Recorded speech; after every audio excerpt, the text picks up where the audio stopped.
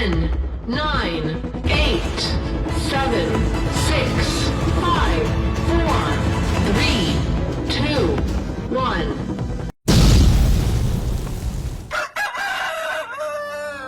Welcome to the Pilipitin Chicken Karagdagang Kaalaman. So, when we say about pure risk, no, iba naman kasi ito ang kategory ng mga risk na inaharap po natin, no, on the project that we have.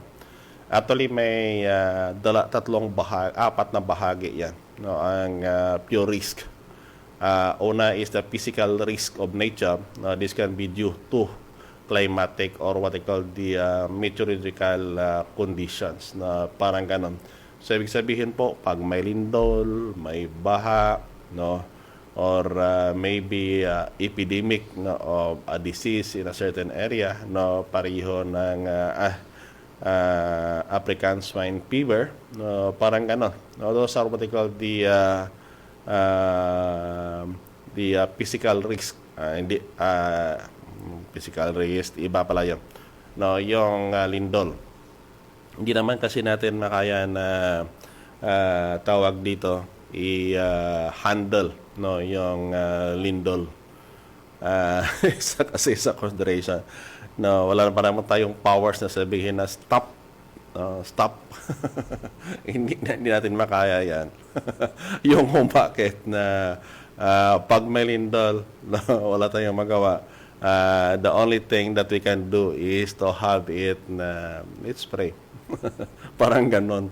And kung may bagyo, no, yung epicenter ng bagyo, kasi ang pinakamasakit na dumaan ng bagyo yung not on the epicenter, na yung halos na sa buntot na, kasi doon yung malakas na signal na malakas na ihip ng hangin.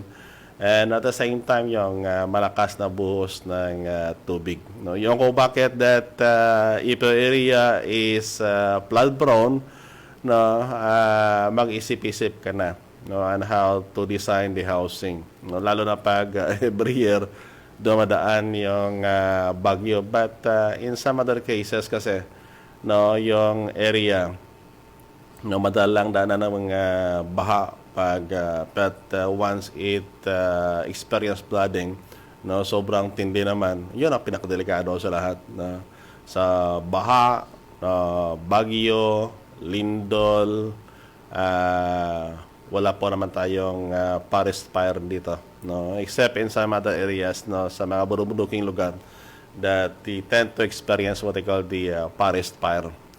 Yung kung bakit that if you have the project and medyo marami-rami yung mga manok po natin, no, make sure that yung area po natin, no, lalo na pong project natin, no, if possible, can we have it be insured, no, be insured. Ano ang purpose ng insurance? Kasi ang insurance kasi, lalo na po ng Philippine Crop Insurance, halos yung coverage nila, no, lumawak na pati na sa mga alagang hayop, no, that is included already in their policy. Yung kung bakit that if you need na talagang malakihan ang investment nyo, no, please make sure to insure, no, your project. Not only in terms of your housing but even the stocks that you have. Kasi nagtanong ko noon sa PCIC, sabi daw iba ang insurance, no, on the housing, at saka iba din ang insurance policy, no, for the stocks. No, ang kagandahan na kasi if your project is insured, even though that if there is what they call the calamity, na medyo matagalan ng konti yung depende naman kasi yan sa area, no, at saka sa nagpapalo up ng insurance natin, no, if ever naman parang ganon yung scenario na medyo matagalan, pero at least yung investment natin, we have what they call the chance to recover it. Ang tawag doon is spread the risk. Spread the risk. No, para pa naman if ever na gano'n na mangyari, no, we can have a starting capital naman, no, for our project. No. Isa, kritika kasi, no, mahirapan po tayo maghanap-hanap niyan. But at least, no, if it is insured. And there are also some private insurance company that use also to cover yung mga agricultural commodities, crops and animals, parang ganon. So yan ang posible nating magawa when we are planning na kung saan po lalo na po dito sa Pilipinas, we are earthquake prone because of the different fault line. We are also volcano prone because of the ring of fire that within the Philippines. At saka basta may and we have also what they call the typhoon prone areas. Parang ganon. So kaakibat natin yan. So one thing that we can do is that to make sure that we can have it be insured. In other areas na flooding is frequently experienced, we have also the design of housing in the flood-prone area.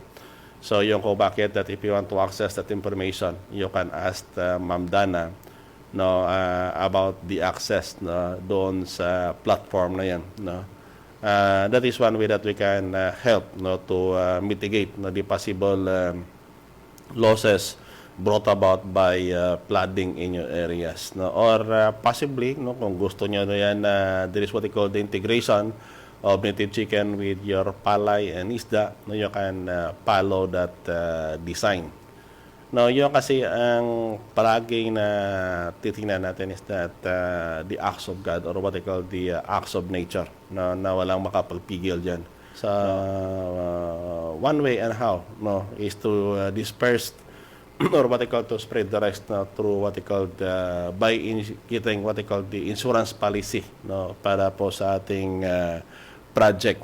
The second risk po is pertinent in terms of what they call the social and political risk.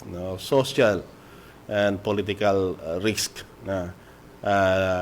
pariyon ng maninakaw, nasira o di kaya yung tauhan mo naman di sumasabi ng totoo kung nangyari, parang ganon yung social and political risk.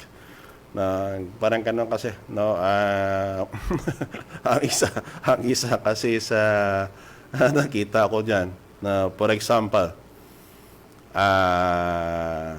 in some other instances pag yung animal project is mas mauna sa mga household sa paligid, ibig sabihin mas may bearing ang animal project. But if yung animal project will come on latter part, and if you want to seek for a registration or a business permit in your operation, you need to get the letter of consent sa mga household sa paligid mo dyan that they will be allowing you to establish your project. Parang ganon yan, political kasi yan. It is more on what they call the legislation. Legislation. So, anong nangyari dyan sa ngayon, parang ganito, na kahit na nauna ka dyan, kung ang paligid po natin, marami na mga tao, ang piling umalis sa lugar, hindi sila, ikaw. parang ganun kasi yung sitwasyon. So, that is why that before putting up your project, make sure mo na yung paligid natin, lalo na po kung ang pinag-usapan po is malikiyang operation. Kaya lang, ang isa pa naman doon is that kung sobrang layo naman ang project mo, magiging problema mo naman, lalo na pag ang area po medyo delikado, yung peace and order condition ng lugar, dapat i-consider natin. Why? Because doon naman papasok ang nakawan and minsan masalisihan ka ng tauhan mo, that is fraud. Yung kung bakit that it must be considered before putting up your project. Ang kagandahan kasi kung ang project mo is malapit on the common service utilities katulad ng kasada, kuryente, tubig, mabilis ka na makapag-attach doon. Ang problema mo naman kung malayo, ang problema natin yung daan. And beside the monitoring is also difficult. But looking on the that kind of situation that we have, hindi naman kasi lahat na mga racers have the area na kung saan nila gusto, and then angkop talaga with the proposed project. That is why that magawa po natin ng paraan yan. Yung kung bakit that the rule of art in science should take place para kahit na ilagay po natin sa lugar na matao, walang problema. Kaya nga dapat na yung art in business plus the science should be within that context. Pag sinabi kasi nating art, ano ba ang sa tingin nyo? The way and how you lay out or on how the way you design your farm, the complementation between your native chicken project with other animal project, and at the same time yung crops at other plants na nandoon po sa area ninyo, ano ba ang relasyon niyan? And then the number of animals that you will be raising is also another consideration when you are designing your farm. Yung kung bakit that we'll be doing the lecture series on designing ng farm po ninyo, para kahit na ilagay nyo ang project nyo sa mga mataong lugar, still you can have it be done. Ang isa kasi sa consideration, lalo na po pag medyo malayo sa atin yung mga projects natin, okay lang kung meron po kayong makapagtiwalaan na will be responsible enough to manage our project. Kaya lang problema natin, if we'll be paying them, ang tanong ngayon, do the salary that you are giving to them or paying to them na mabawi kaya sa operation natin? If mabawi, kailan yan? Parang ganon yan kasi yan. So, that is why that it is, actually kung tingnan po natin, it is not on how big your farm to earn more, but it is on the how efficient you utilize your area and how efficient you are in utilizing the various waste product generated in your farm. That if you're going to account all the produce in the farm, that is almost 40% only of what you have produced is being marketed or can be directly be used. But 60% of it is in the form of waste. So ang tanong ngayon, if you are investing something, magkano kaya? That is why that the production cost that we have tumataas because we are not considering yung waste na yan. Yung waste talaga is talagang zero yan para sa iba. But have you ever think na pili pa ninyo magamit yan? Kasi kung pili pa ninyo magamit yan, at least pili mong ibawas doon sa production cost mo on the first commodity na nagmula yung waste na yan para maakyat mo yung profit level doon. And another thing is that ito kasi still on the social and political risk that we are facing. Kasi kung ang waste na yan, you can have it be utilized, ibig sabihin, hindi tatagal yan sa loob ng housing. Pag hindi tatagal yan sa loob ng housing, ibig sabihin, hindi mabaho yung housing mo.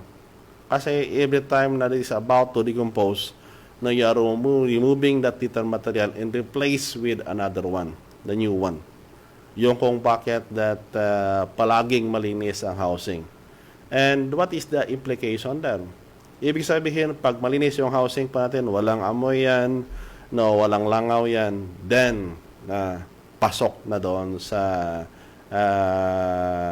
area natin. And ang isa doon is that na yung isa pa natin is the alikabok. No, alikabok.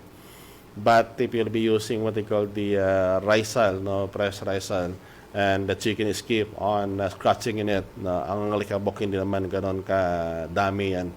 And you can have it na makontrol yung alikabok, no, if you make the moist environment. Yung kung bakit dito sa Central Philippine University, yung paligid ng manuka namin, no, we have what they call the collapsible pond, na kung saan po, no, we used to raise African red tilapia pala ang nalagaan namin para mapaginaw yung paligid at the same time na it can absorb what they call the dust, no, on the environment. Na parang ganon siya kasi. Kaya nga, if you're putting your project sa mga matataong lugar, first is that consider ano ba talaga ang hindi nagustuhan ng tao dyan sa paligid. Why? Na there is what they call the regulation preventing you in doing it. Once na ma-prove nyo kahit na paunti-unti, dahan-dahan lang, no, at least makita nila, no, and others can even replicate it, no, in the planning process, no, in the planning process. So we have, no, tingnan po natin palagi yan. Ang isa pa naman sa consideration natin is that pag ang area po natin is maraming tao naman ang nakawan, no, nakawan, isa yan sa malaking consideration natin. Minsan gaano kataas yung kural mo sa bandang likuran, pag gustong nakawin ng taong manok mo, wala kang magawa, ikaw lang binabantayan yan, parang ganon. So that is why that there are a lot of consideration and a lot of risk being faced. And minsan, yung iba, no, and the planning stage pa lang, pag nahirapan, hindi na makapag-establish ng project nila, no, parang ganon. That is why that at Central Philippine University, ginagawa namin dito, we put up what they call the microenvironment. Ang microenvironment naman na yan, no, at least nakita nyo kung paano ma-integrate, no, yung isda, manukan, no, dito po sa may city dwelling. No, pag sinabi natin city dwelling, no, those are what they call the areas, no, on the city na kung saan you can raise native chicken using the technology that we have dito po sa Central Philippine University. Gaya ang sabi ko kanina is that it is the efficiency of our operation. It is not because of how wide or how big is our farm, but it is on the basis on the return of our investment. Parang invest pa kayo ng 10 piso, magkano kayang balik? No? For example, kasi ang isa sa magandang bintahan kasi, no, yung paligid mo pag matao, lalo na po dito sa city. Now, ang binta kasi pag malapit po kayo sa market is that the cost of transporting your product from the place from where it is produced papunta sa lugar na kung saan doon mo pwedeng ibenta. So, meaning, reduction na yan sa cost mo. Pangalawa, because of the accessibility natin at saka malapit po tayo sa market natin, yung product natin, once we bring it in the market, fresh yan. Parang ganon. But kung malayo yung lugar na pinanggalingan yan, the stress experienced by animals, huwag muna natin katayin right immediately after it arrived in our place. Pwede bang pahingahin nyo muna kahit na isang gabi lang? Ang purpose kasi niyan is that na pag pinahinga nyo manok kasi, no, yung katawan niya, no, iba kasi, no, yung distribution of blood and even what they call the yung karne niya, no, mismo is affected, unlike na makapag pahinga muna bago nyo katayan. And in transporting our product from the place from where it is grown papunta sa market natin, no, marami kasi ang mga risko dyan. And minsan, pag kung makita nyo yung on how the native chicken is being hauled, no, from the point of purchase, no, papunta doon sa processing area, no, parang maawa pa sa manok. And if you are going to have it, no, na kung saan postik to, Na ibig sabihin po, labag po yan sa Animal Welfare Act. Na parang gano'n. And beside kasi ang pagsabit niyan sa kilid, yun, at saka yung hangin na pumapalo sa manok ninyo, no, iba ang dating. Iba ang karne ng manok na kung saan po masyadong stress. No. Those are what they call the important. And mangyari dyan is that because kung malapit ang area mo, those risk that I've mentioned, yung patay due to travel, yung shrinkage because of travel, mortality, and then the transport cost that you have, mas mapataas natin nakita kung malapit po tayo sa market. Parang ganun. Kaya lang ang problema natin, the social and political risk. Yung kung bakit that once na mag-establish po tayo ng project natin in that area, before you establish, no, lalo na po pag I know that there are other racers right now na nakatune in sa atin, that we have what they call the wider area dyan sa mga backyard po natin. Before we are going to establish yung project natin, can we have it be na kung saan we can draw that in the paper. Try to design that in the paper. Now, with the advent ngayon in terms of the accessibility to informations, try nyo na mag-search sa internet, landscaping, farmscaping, tingnan nyo mga pictures, and then how they develop yung mga respective farm na yan. Bakit? It will give us insights kung anong gawin natin, comparing those pictures or photos posted on the net na makabigay na po sa atin yan ng konsepto parang ganito. Can I make a modification na from that one? Otherwise kasi, if wala po tayong basihan, mangyari, it is more on what they call the trial and error. Pag trial and error kasi, na malaking gastos na yan, sa kaibang usapan na yan. Sa kakagandahan kasi kung nasa papel yan, pag sa tingin nyo hindi maganda, pwede po ninyong burahin. And then, sa pagplano natin dyan sa papel, isulat po natin the different risks and how it will be mitigated. Yung kung bakit yung iba natatanong minsan sabihin na FS, na feasibility study.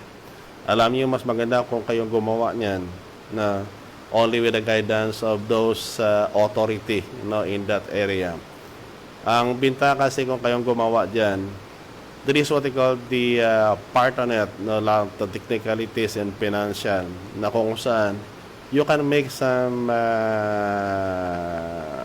precautionary measures na malagay muna na doon para at least before it will happen, nakahanda na po kayo. And then possibly if it can be mitigated as early as possible, the better it will be. Iba kasi yung usapan pag ang nilagaan po natin is may buhay. Basta may buhay yan. Pag nagkamali po tayo, pag namatayan, ay mahirap na ibalik ang buhay ng namatay. Na parang ganun. Kaya nga we try to have it be na kung saan if you can have it be utilized for other projects. Kasi yung patay kasi na manok na yan, if you don't have the tawag dito yung processes and how it will be processed into something, ay nako, tapon mo lang yan. Yung kung bakit that if you have the litter material, maghanapan na po kayo ng lugar na kung saan pwede yung lagay dyan, at saka doon mo pa bulukin yung litter material, at saka doon mo ilibing yung manok na patay. But if you have the pig, pwede po nating ilaga yan, lutuin muna natin bago ibigay po sa mga baboy natin dyan. So those are what I call the things that we must consider in dealing with the social and political risk, because we are engaging in this kind of project na kung saan it may affect even the quality of the environment if we are not keen enough to prepare for what I call some of the mitigating measures and how to control the possible pollution that can be generated by this kind of project. And that is why na pag kumuha po kayo ng permit, may mga consideration kasi yan. Once that your project maabot niya po yung minimum number of head na inilaan po sa batas. You are required to process or to write for or to get for what they call the environmental compliance certificate. Anong ibig sabihin po ng environmental compliance certificate? Ibig sabihin po lahat ng mga possible waste mo diyan nilagay mo at saka paano mo siya process that it could not pollute soil, water, and air, parang ganon, paano mo i-handle kaya yan? That is why that you are required to get for what they call the ECC. Ang iba naman, pag sabihin na hindi nakaabot, again, you are still required to get the certificate of non-compliance. And you are required to submit for, I think, a little bit lower in terms of the scale, in terms of the scale of difficulty with the ECCC. Basta yung pinaka-just doon, on that certificate of non-compliance is what they call yung on how you can mitigate the possible pollution that will be generated by your project. Ang isa pa sa mga risks associated is in terms of what they call the liability, yung legal action against the farm. Isa yan sa pinaka-titingnan natin. Legal action against the farm. Ibig sabihin po, pag yung mga government requirements po, hindi po natin maabot, at may kakulangan po tayo, o di kaya hindi tayo nakapagkuha ng mga permits on the respective government agencies, baka habulin po tayo. Parang ganon yan. Yung kung minsan that it is the government that used to encourage us to engage in this kind of venture. It is also the government agency that used to run after us kung wala po tayong necessary permits.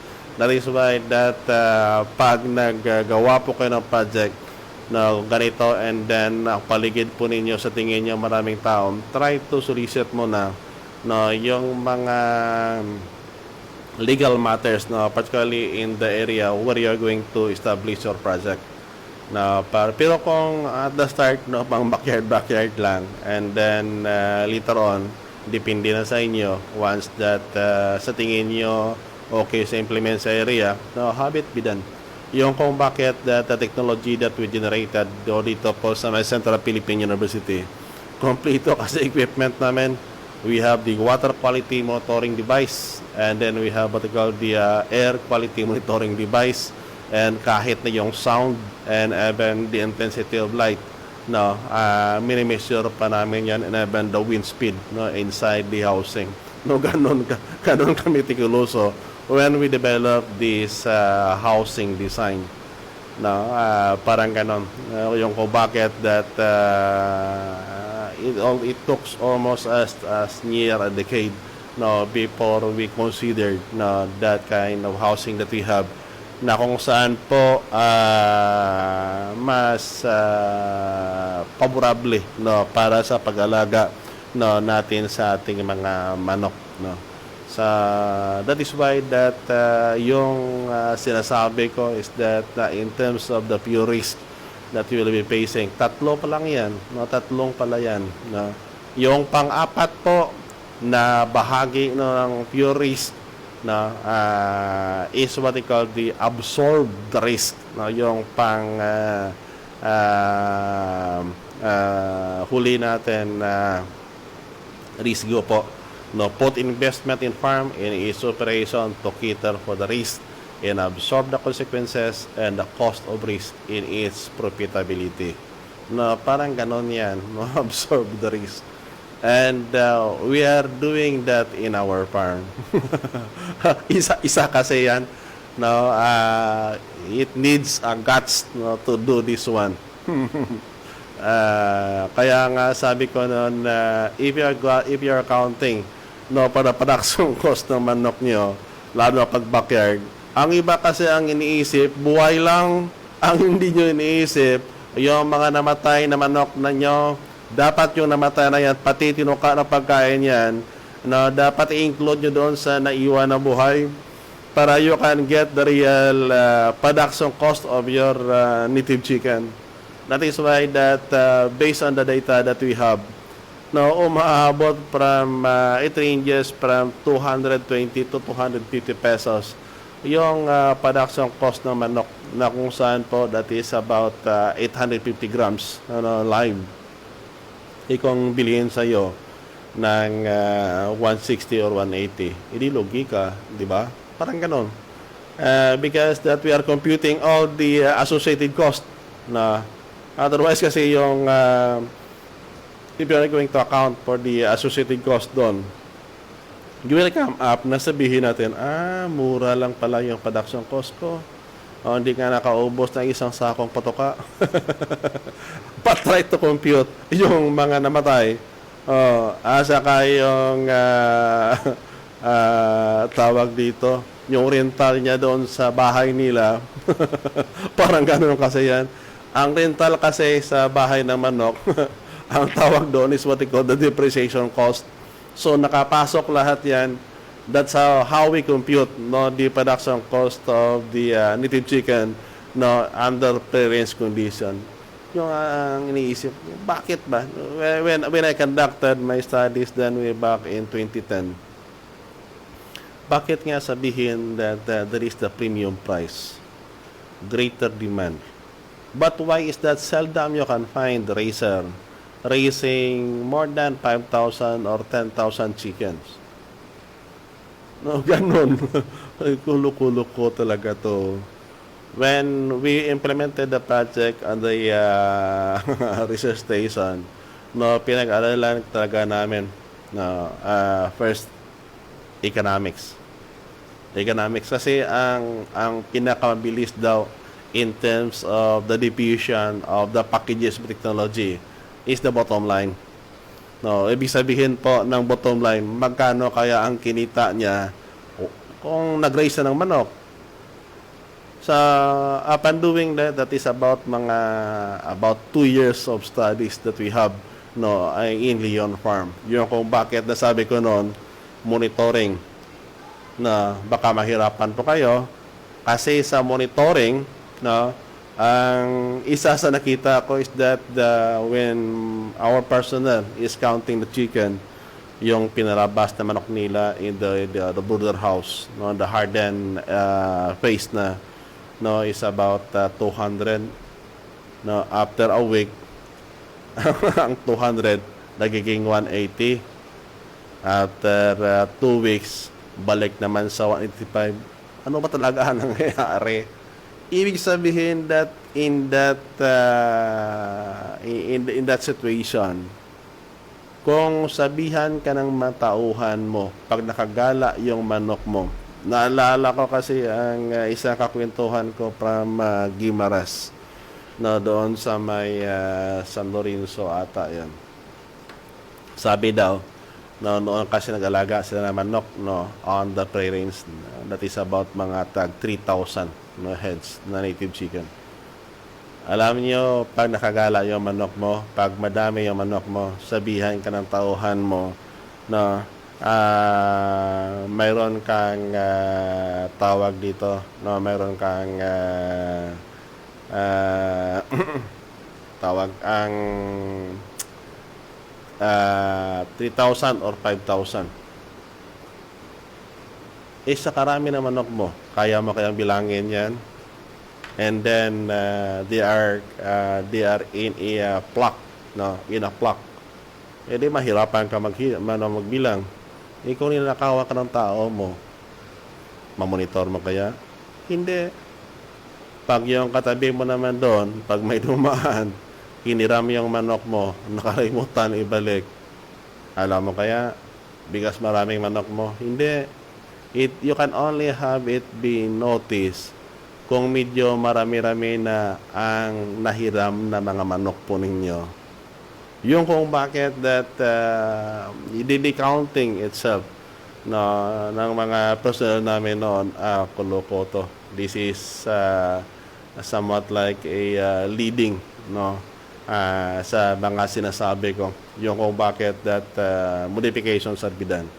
Pangalawa, yung manok kasi pag nakagala yan, tingnan nyo malaki yung katawan, but actually if you're going to weigh it, magaan yung katawan niya, magaan yung katawan.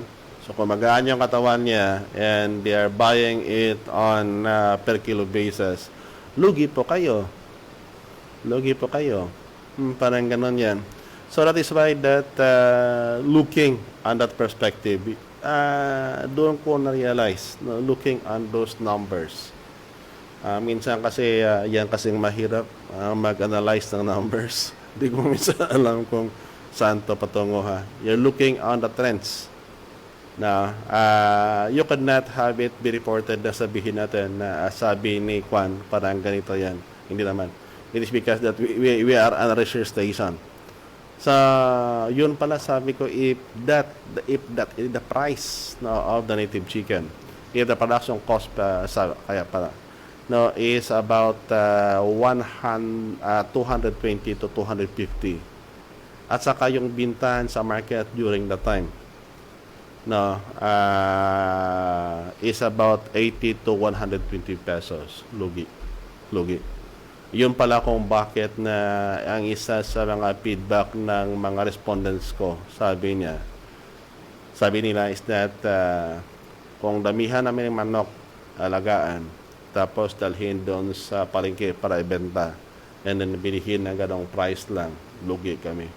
So, ibig sabihin that even them as the raiser of the parents native chicken, na in their simple sense of thinking and simple mathematics, they already detected na lugi sila. Kaya lang, di ko not quantify it.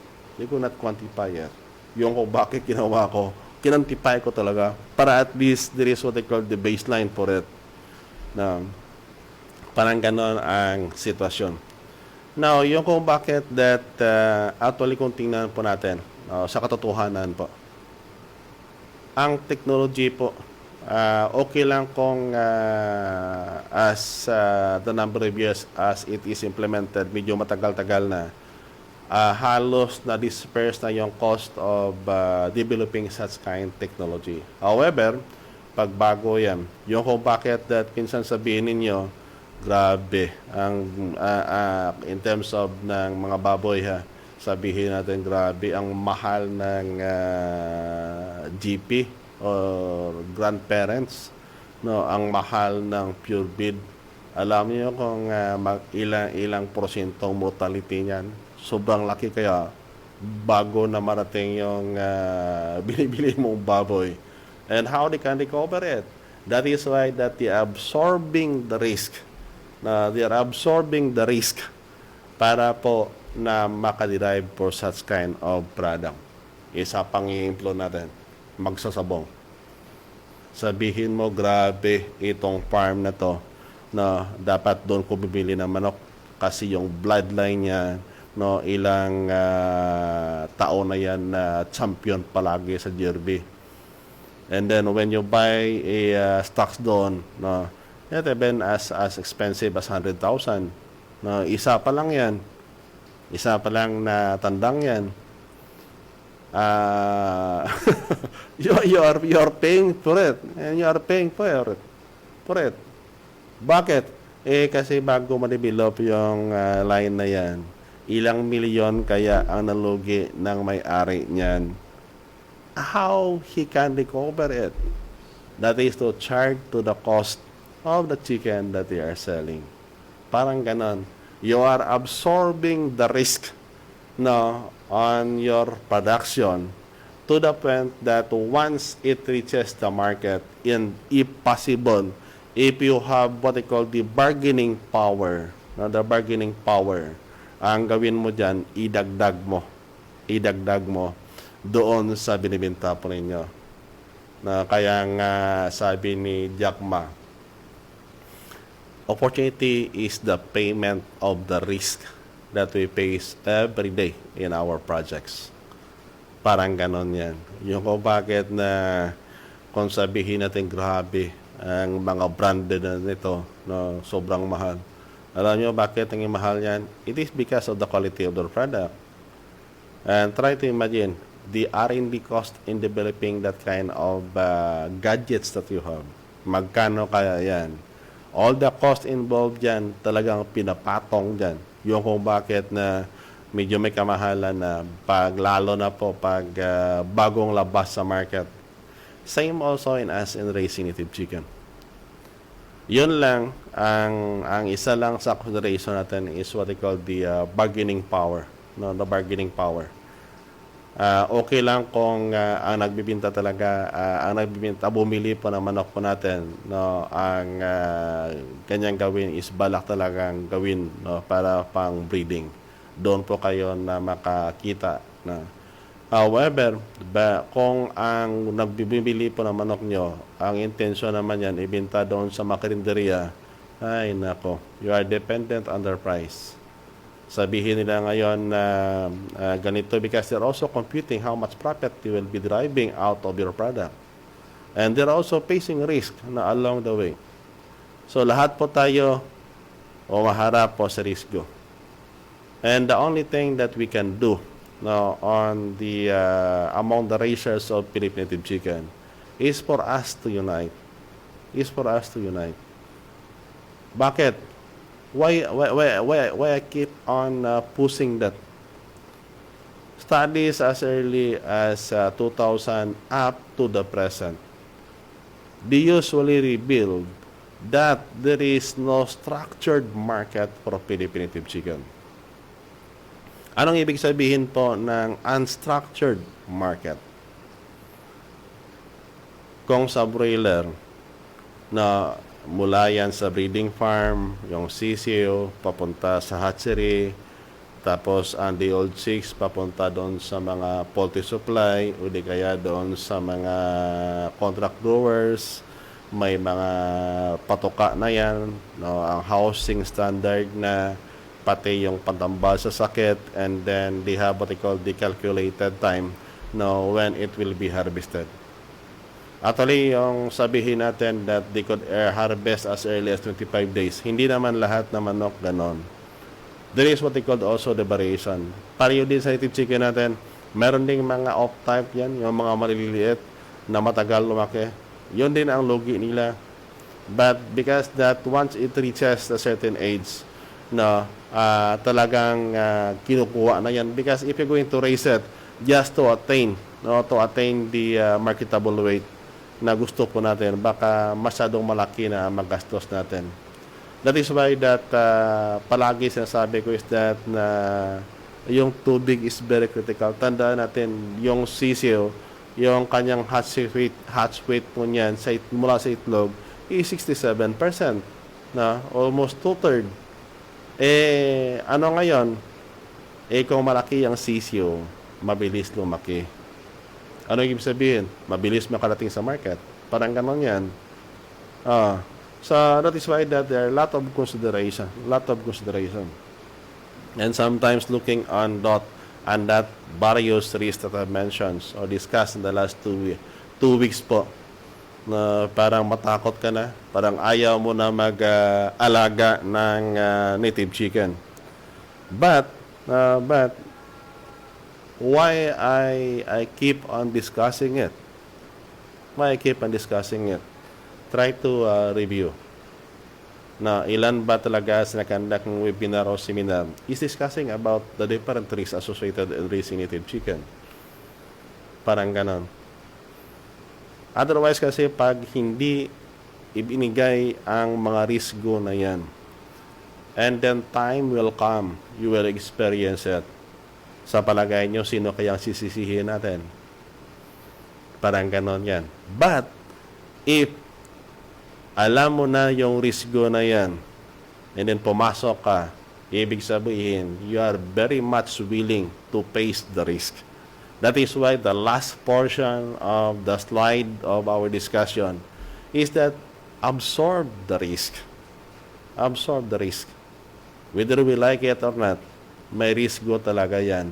and that the risk associated na is also affecting our profitability. Parang ganun.